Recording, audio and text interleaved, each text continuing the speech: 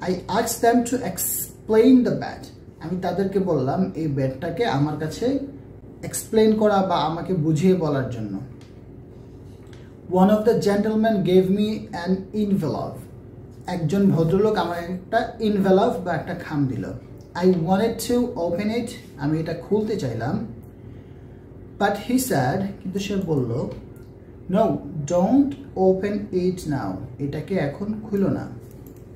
Wait until you are in your hotel room.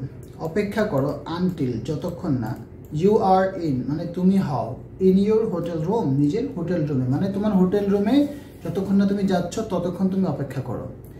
Then read it very carefully.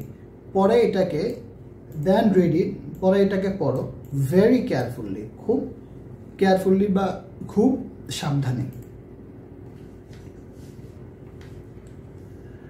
I was confused. আমি আসলে একটু confused হয়ে গিয়েছিলাম দ্বিধান্বিত হয়েছিলাম and I wanted to discuss the subject with them এবং আমি চেয়েছিলাম I wanted to discuss আলোচনা করতে the subject এই বিষয়টা with them তাদের সাথে but they didn't কিন্তু তারা আসলে ডিসকাস করলো না।